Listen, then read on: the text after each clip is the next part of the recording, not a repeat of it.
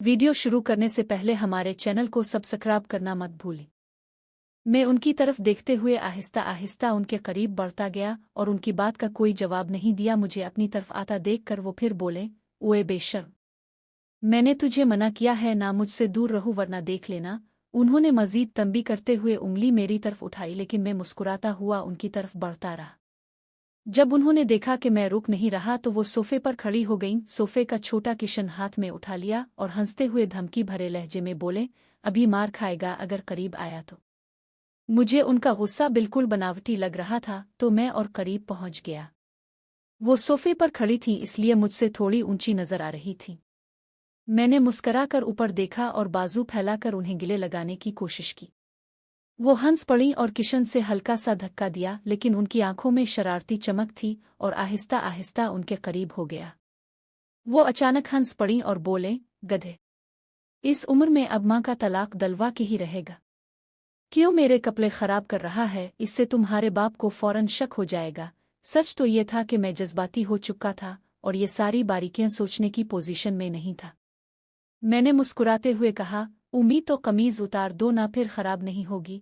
ये सुनकर उन्होंने हाथ से किशन फेंक दिया और हंसते हुए बोले, ए बदतमीज, बदतमीजी की भी इंतहा हो गई है। उम्मी भी कहते हो और ऐसी बातें भी करते हो, कुछ तो शर्म कर। मैंने कहा, अब मेरा और कौन है? सारी बातें और फरमाइशें अब से ही तो करूंगा। ये कहते हुए मैंने उन्हें मजीद करीब खींचने की कोशिश की। वो हंसती रहें और हल्का सा धक्का देती रहें, लेकिन उनकी आंखों में वही शरारती चमक थी जो पहले से चली आ रही थी। उन्होंने हंसते हुए मुझे हल्का सा धक्का दिया और बोले, बदतमीज, समझा करो ना, कपड़े खराब हो रहे हैं। उनका चेहरा शर्म से सुर्ख हो चुका था। मैंने पीछे हटते हुए मुस्कुराकर उनकी कमीज को ठीक करने की कोशिश की, लेकिन उन्होंने हाथ आगे करके रोक दिया और बोले, अली बेटा नहीं, तुम्हारे अबू किसी भी वक्त आ सकते हैं और ये छूटी भी सो रही है। अगर उठ गई तो मसला बन जाएगा। प्लीज हद पार मत करो। उनके लहजे में लाचारी और फिक्र थी। मैंने उम्मी की तरफ देखकर कहा, जितनी देर आप रोक रही हैं इतनी देर में तो मैं देख भी लेता। मेरी ये बात सुनकर उन्होंने एक हाथ मुंह पर रख लिया और बोले, हाय, ये लड़का तो बिल्कुल गंदा हो गया है, शर्म हया ही भूल गया है। मैंने एक बार फिर उन्हें करीब खींचने की कोशिश की और हल्के से उठाने लगा। उनका तवाजुन बिगड़ा तो उन्होंने मेरे कंधों पर हाथ रख लिए और बोले, ओए बदतमीज, कुछ दया करो। मैंने उन्हें सोफे से हल्का सा उठाया और आहिस्ता से नीचे रख दिया। वो हंसती रहे, लेकिन उनकी आंखों में वही शरारती चमक और थोड़ी सी फिक्र दोनों नजर आ रही थी। यह के पेट और कमर तक पहुंच गई थी। मैंने बिजली की तेजी से दामन पकड़कर हल्का सा ऊपर किया, मगर उम्मी ने बाजू नीचे किए और बोले, अली बच्चे, ये जगह ठीक नहीं है और जो कुछ हो रहा है बहुत गलत है। प्लीज रुक जाओ। और लेकिन मैं कैसे रुकता? इस वक्त तो मुझे लग रहा था कि अब न किया तो सारी उम्र पछतावा रहेगा। मैंने मिन्नत करते हुए कहा, उम्मी प्लीज, कुछ नहीं होता, बस 2 मिनट। उनके लहजे में अजीब सी बेबसी आ गई और वो बोले, बेटा तेरे लिए 2 मिनट हैं, मगर मेरी सारी जिंदगी की शर्म व हया है। सारी जिंदगी में यही एक इज्जत तो है। मैंने उनकी बात काट दी और कहा, उम्मी, मुझसे क्या छुपाएंगी? मैंने तो सब देख रखा है और वैसे भी हमारी इज्जत तो एक ही है। मुझे अब से पहले कौन है? फिर उनकी कमीज को ठीक करने की कोशिश की। उन्होंने बाजू नीचे किए मगर चुप हो गईं। मैंने दामन को हल्का सा ऊपर किया और नीचे बैठते हुए उनके पेट पर प्यार से हाथ फेरा और आहिस्ता से चूमा। उम्मी ने हल्की सी आह भरी और हाथ मेरे सर पर रख लिया, जैसे खामोशी से तस्लीम कर रही हो, लेकिन मैंने खुद को अलग नहीं किया।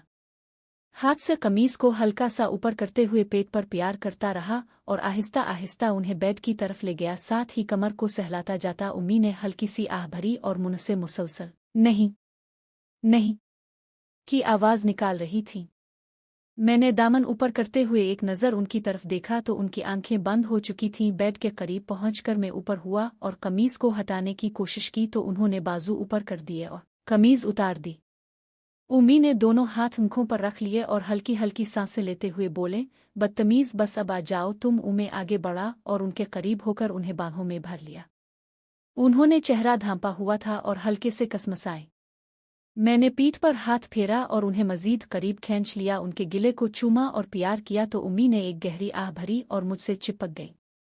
वो लम्हा हम दोनों के लिए बहुत खास था, जैसे सारी दुनिया भूल गई हो। एक झटके से अपनी पोजीशन तब्दील की। मैं उनके गालों और होंठों के करीब था, बारी बारी प्यार कर रहा था और एक हाथ से उन्हें सहला रहा था। उम्मी की आंखें बंद थीं। उन्होंने गैर महसूस अंदाज में हाथ नीचे किया और मुझे छू लिया। जैसे ही ये हुआ हम दोनों को एक झटका लगा। उन्होंने फौरन हाथ हटा लिया, लेकिन इस लम्हे की शिद्दत ने मुझे बेइंतहा खुशी दी। मैंने उनके गाल चूमते हुए होंठों को चूमने की कोशिश की, मगर उन्होंने होंठ बंद कर लिए। फिर भी मैंने आहिस्ता से प्यार किया और उनका हाथ पकड़कर करीब लाने की कोशिश की। उन्होंने हाथ हटाने की कोशिश की, जैसे शर्म और हिचकिचाहट दोनों चल रही हों। उनकी हालत अजीब थी, ना तो वो मुझे रोक रही थी, ना ही कुछ करने दे रही थी। मुझे समझ नहीं आ रहा था कि वो क्या चाहती हैं, लेकिन मैं सोचने के बजाय इस लम्हे से लुत्फ अंदोज हो रहा था। मैं उनके होंठ और गालों पर प्यार करता रहा और उन्हें सहलाता रहा। उन पर शलवार और बाकी कपड़े थे और मैं भी मुकम्मल लिबास में था। मुझे बस ये फिक्र थी कि यह करीबी लम्हात यूं ही रहे और कुछ ज्यादा मांगने से सब खत्म ना हो जाए। लेकिन इंसान तो हमेशा थोड़ा और चाहता है ना। तो मैंने उनके करीब रहते हुए आहिस्ता से उनकी शलवार की तरफ हाथ बढ़ाया।